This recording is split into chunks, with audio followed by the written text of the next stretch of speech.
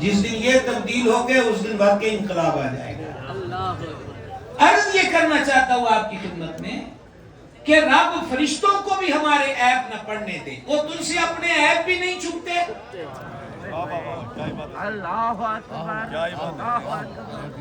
وہ ستار و غفار ہے، یاد رکھنا۔ مجرم معاف کر دیے جاتے ہیں، لیکن جرم کر کے سینہ تان کر اس کی دھرتی پہ چلنے والے یہ رب کو پسند نہیں ہے۔ اللہ اکبر۔ ہم شاید اب مجرموں کی حد کو کراس کر کے باقیوں کی صف کی طرف قدم بڑھا رہے ہیں۔ اب رب کی زمین پر حضور کا کلمہ پڑھ کر حضور کی شریعت کا مذاق اڑا رہے، بات غیروں کی نہیں، دکھ اپنوں کا۔ سود پر لمبے لمبے بھاشن ہو رہے ہیں۔ سود مولوی نے حرام قرار نہیں دیا، مولا نے حرام قرار۔ 3 طلاقیں دینے کے بعد عورت کو بچانے کی بات ہوتی ہے، گھر کو اجڑنے سے بچانے کے افسانے چھڑے جاتے ہیں۔ 3 طلاقوں کے بعد عورت اس شوہر کے لیے حلال نہیں رہتی۔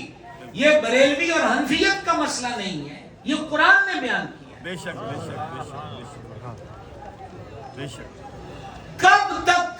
اور پھر ظلم پر ظلم یہ ہوا کہ غیروں نے مذہب کا حلیہ دے کر فیس بک اور یوٹیوب پر کچھ اپنے ایسے نمائندے بٹھا دیے جو کہتے ہیں یہ بھی جائز وہ بھی جائز۔ میرے دور کے نوجوان کو آزادی چاہیے، اور وہ آزادی ہمارا منش پیر سے ملے تو اس سے بہتر کیا ہو سکتا ہے کہ بھرم بھی رہ جائے، آوارگی کی راہ بھی مل جائے۔ اور اگر وہ آوارگی ایک مذہبی حلیہ اختیار کیے، مذہبی اسکالری کا دم چھلا لگائے، فرد سے مل جائے کہ تم یہ بھی کرو وہ بھی کرو۔